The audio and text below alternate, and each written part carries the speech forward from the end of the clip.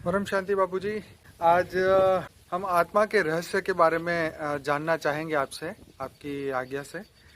और हम आज आत्म स्वरूप के बारे में डिटेल में जानना चाहेंगे आपसे, क्योंकि बहुत सारे नए आत्माएं जो जुड़ी है वो आत्म स्वरूप को समझना चाहती हैं।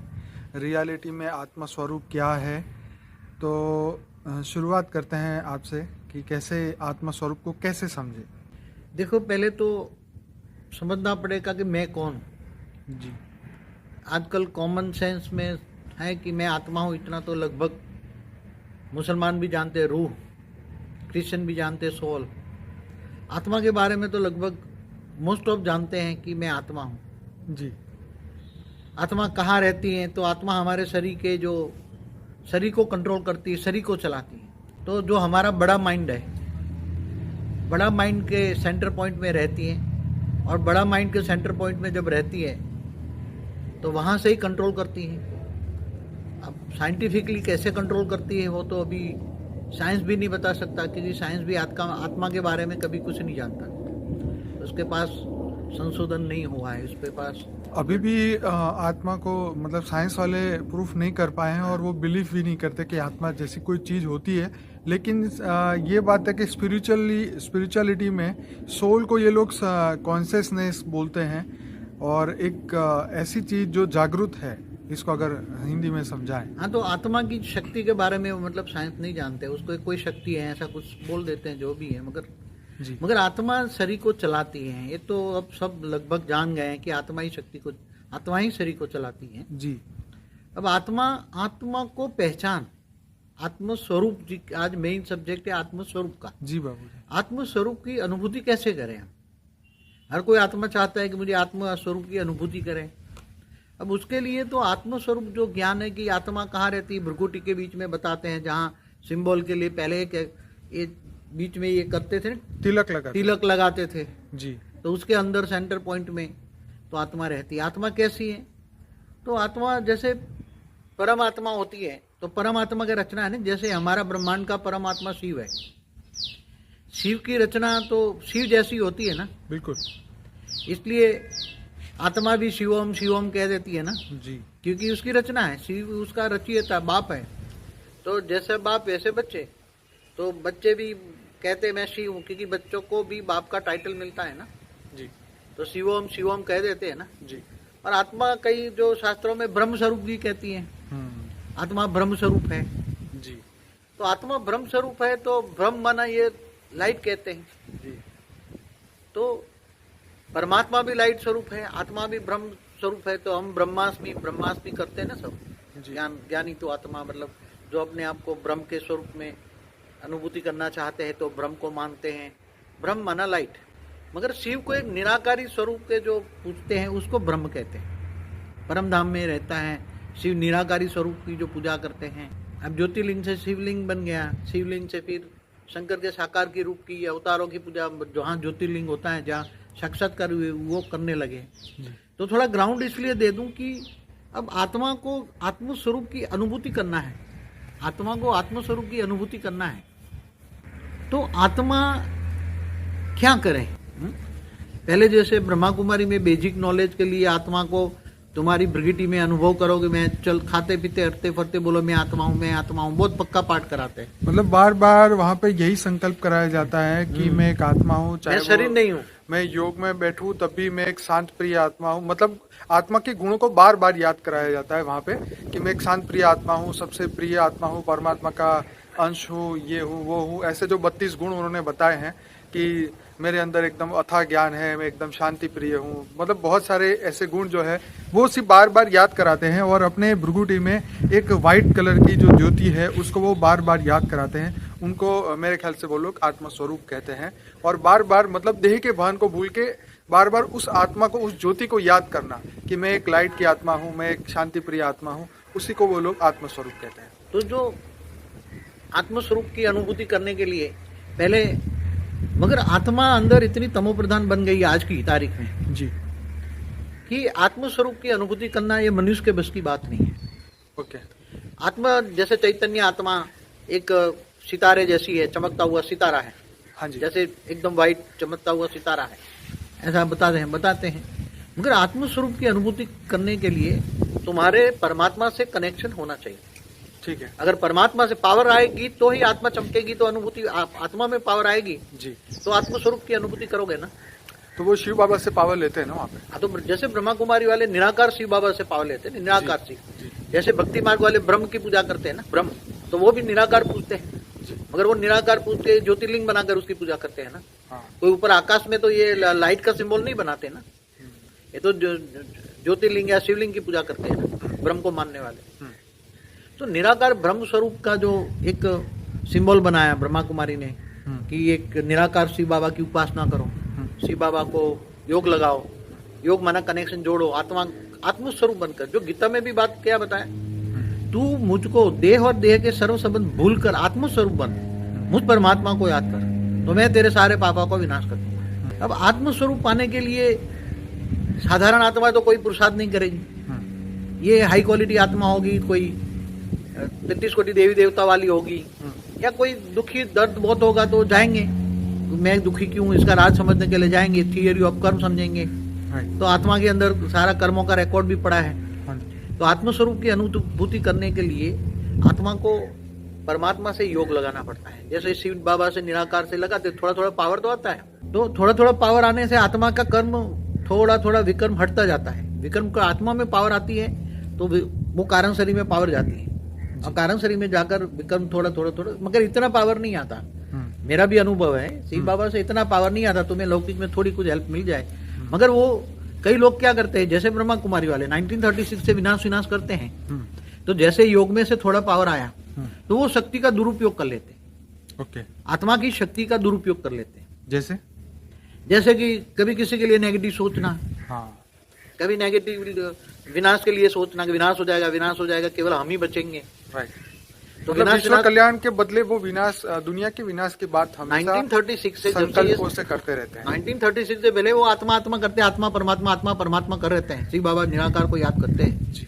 निराकार से थोड़ी कुछ जो पावर आती है योग लगाने से, वो सारी विनाश के वाइब्रेशन बनकर दुनिया के अंदर आज इनके ही विनाश का लाखों लोग, करोड़ों लोग उनके साथ जुड़े हैं, वो सब विनाश के लिए योग करते हैं।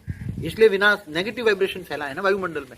1936 में विनाश, जो सेकंड वर्ल्ड वॉर हुई, उसके बाद उन्होंने कहा थर्ड वर्ल्ड वॉर होगा, ये होगा, नेचुरल कैलेमिटी आएगी, तो ये इनके संकल्प हमेशा ही विनाश के लिए चलते रहते हैं। मतलब पावर का मिसयूज हुआ और दुनिया के अंदर जो है नेगेटिविटी और बढ़ी। इसलिए 1936 से बाद दुनिया, सेकंड वर्ल्ड वॉर के बाद दुनिया और भी रैपिडली, और विनाश के साधन बहुत बन गए ना। राइट। 1936 के बाद विनाश के साधन कितने बन गए, परमाणु बम बने, हाइड्रोजन बम, किसके संकल्प से बने। तो बाबूजी, आज का मनुष्य आत्मस्वरूप की अनुभूति कर सकता है? देखो, एक्चुअली आत्मस्वरूप की अनुभूति को डिफाइन करना प्रैक्टिकली, कोई भी ये आत्मस्वरूप की अनुभूति कई अलग अलग कैटेगरी की अलग अलग आत्मा अलग अलग तरीके से करती है, उसका अनुभूति अलग अलग होती है। अभी जब आत्मस्वरूप की अनुभूति करने के लिए बहुत मेहनत है, कई सालों की लगन है उसमें। मैं आत्मा हूँ और परमात्मा से कनेक्शन जुड़ता रहता। आत्मस्वरूप बन, मैं आत्मा हूँ, आत्मस्वरूप बनकर परमात्मा को याद करने से परमात्मा की पावर आती है, पावर हाउस से कनेक्शन जुड़ता है तो आती है। अगर जिनके पास पावर नहीं है उसको याद करोगे तो कुछ भी नहीं होगा।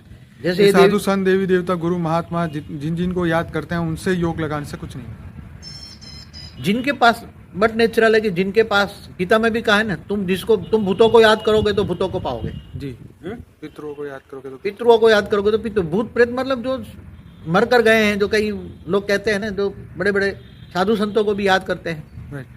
तो जो साधु संतों को भी याद करते हैं तो उससे क्या मिलेगा? तो पावर हाउस को, डायरेक्ट पावर हाउस को याद करो ना। हाँ जी। अब पावर हाउस कौन है तुम्हें समझना पड़ेगा। राइट। अब तो आत्मा को चाहिए पावर। पहले क्या करते थे, कुंडलिनी जागृत करते थे, ओम की ध्वनि करते थे, कुंडलिनी जागृत करते थे। ऋषि मुनि हजारों साल तपस्या करते थे। कुंडलिनी जागृत करना माना जो नाभि में जो शक्ति पड़ी है, नीचे से ऊर्ध्वगामी बन के शक्ति ऊपर आएगी। ठीक है। मगर वो तो नाभि में जो शक्ति पड़ी, मेरे ख्याल से मैं जो अनुभूति, ज्ञान मार्ग में और भक्ति मार्ग में बहुत अंतर है। यहाँ तो 8वां आज्ञा चक्र आत्मा को डायरेक्ट ही इमर्ज करके आत्मस्वरूप बन परमात्मा से डायरेक्ट पावर लेते हैं ना। आपका कहने का मतलब है जो आत्मा है वही 8वां आज्ञा चक्र है। हाँ, जो 7 आज्ञा चक्र, सहस्त्र, उसके ऊपर सहस्त्रागार है। ठीक है। तो पहले क्या करते थे, कुंडलिनी जागृत करते थे। पहले ऋषि मुनि जो थे कुंडलिनी जागृत करते थे। कुंडलिनी जागृत करके नीचे जो शक्तियां पड़ी नाभि में नीचे, तो अलग अलग देवताओं का वास है। जैसे नीचे गणेशाय नमः का, गणेशाय का करते हैं, फिर उसके ऊपर ब्रह्मा का, फिर इसके ऊपर विष्णु लक्ष्मी, ये सब कुंडलिनी की मालिक है। तो उसका अल्टीमेटली तो बापूजी आत्मा ही मालिक कहा जाएगा ना, कुंडलिनी से या चक्रों से क्या होगा जब आत्मा ही इतने विकर्मों से फंसी पड़ी है। इसलिए तो पहले के ऋषि मुनि कई युगांतर तक मुक्ति के लिए तपस्या करते थे, मगर आत्मा की मुक्ति नहीं होती थी ना। हाँ हाँ क्योंकि मुक्ति के लिए आत्मा को चाहिए, पावर चाहिए ना। हाँ जी। आत्मस्वरूप की अनुभूति के लिए भी आत्मा को पावर चाहिए ना। आत्मा की अनुभूति कैसे होगी? आत्मा के अंदर से सारा जो विकर्म है, पाप है, वो हट जाएगा, तब आत्मस्वरूप की अनुभूति होगी ना। बाकी कहने से तो मैं आत्मा हूँ, मैं आत्मा हूँ, कहने से तो आत्मा की अनुभूति नहीं होगी ना। बापूजी ये हो सकता है कि बार बार ये याद करने से कि मैं आत्मा हूँ, मैं आत्मा हूँ, इससे ये होगा कि बाकी जो दिल और दिमाग के अंदर जो संकल्प, थॉट, विचार, जो भावनाएं चलती रहती है वो एटलीस्ट उस समय के लिए रुक जाएगी। हाँ, मगर आत्मा को पक्का करने के लिए पहला लेसन तो मैं आत्मा हूँ, मैं आत्मा हूँ, ये तो करना ही पड़ेगा। ओके। तो बापूजी ये बताओ कि जो शास्त्रों में भी एक बात बोली है कि तुम ही परब्रह्म हो, तुम ही ब्रह्म हो, तो क्या आत्मा शिवोहम है या ब्रह्म स्वरूप है? देखो, शिव के 3 रूप हैं। एक निराकार जो शिव जो है परमधाम में रहते हैं, जिनको नाम रूप न्यारा कहते हैं, निराकार, जिनको परब्रह्म परमेश्वर भी कहते हैं, निरंजन निराकार। हाँ? तो वो निराकार को जो मानते हैं उसको ब्रह्म कहते हैं। ब्रह्म माना निराकार, लाइट। और जो शिव की रचना हुई तो शिव के बच्चे हैं तो वो शिवोम कह लेते हैं। पार ब्रह्म है तो ब्रह्म की रचना हुई तो ब्रह्म को भी कह लेते हैं ना। ब्रह्म को क्या कहते हैं? मैं ब्रह्म हूं, मैं ब्रह्म हूं। क्या कहते हैं? हम ब्रह्मास्मि, हम ब्रह्मास्मि। मैंने पहले ही बता दिया जी। तो उसकी रचना समझकर बाप का टाइटल बच्चों को मिलता है तो ब्रह्मास्मि, ब्रह्मास्मि, शिवोम, शिवोम कह लेते हैं। मगर शिवोम, शिवोम या ब्रह्मास्मि कहने के आत्मस्वरूप की अनुभूति नहीं होती। आत्मस्वरूप की अनुभूति के लिए तो आत्मा को पावर चाहिए। कहां से आत्मा को पावर आएगा? अब आत्मा कौन सी कैटेगरी की है वो देखना पड़ेगा तुम्हें। तो बापूजी बंदा करे क्या, इंसान करे क्या? सब चीज में प्रॉब्लम है तो इंसान को कुछ तो करना पड़ेगा ना आत्मा स्वरूप के लिए।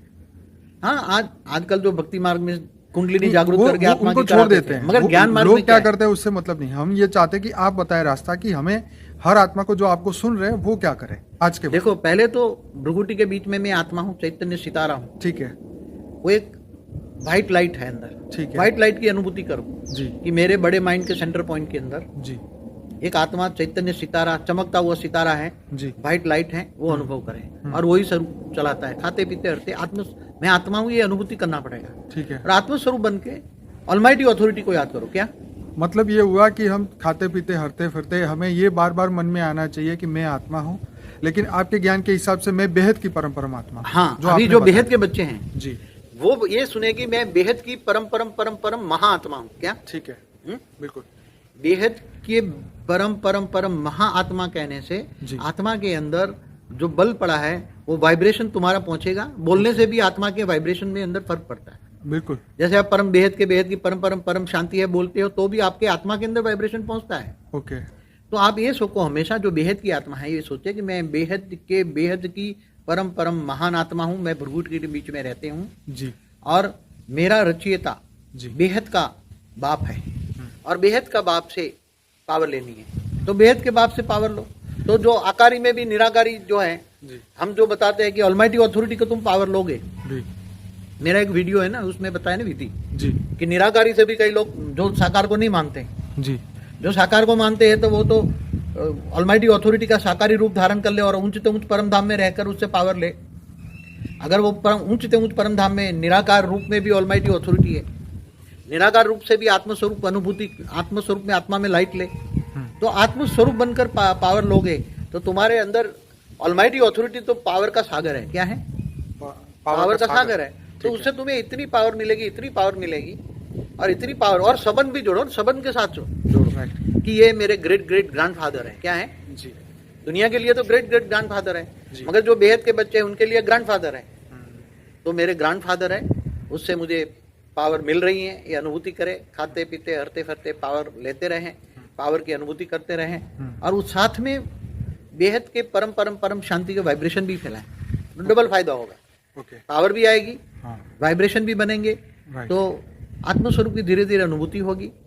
आत्मस्वरूप की अनुभूति होने के साथ पावर बहुत आएगा और परम शांति के वाइब्रेशन बनेंगे तो आपका उरा भी परम शांति का बन जाएगा। तो ये हद और बेहद दोनों आत्माएं कर सकती है। हद वाली आत्मा तो ज्ञान एक्सेप्ट नहीं करेगी ना। ओके। हद वाली आत्मा तो कभी भी ज्ञान मार्ग में ये ज्ञान नहीं चलेगी ना, ज्ञान में नहीं चले, वो तो इधर उधर हद वाली आत्मा है तो बेहद का ज्ञान नहीं लेगी ना, ओके, वो कभी सोच भी नहीं पाएगी कि मैं बेहद की आत्मा हूँ, क्योंकि हाँ। बेहद का ज्ञान नहीं समझ पाएगी ना। सही बात है। इसलिए वो ये नहीं है, हद वाली आत्माओं के लिए तो अलग अलग ये जाति, इनके लिए केवल बेहद की आत्माओं के लिए ही मैं ज्ञान दे रहा हूँ। ये सही आज है का बात। सब्जेक्ट केवल बेहद की आत्माओं के लिए है।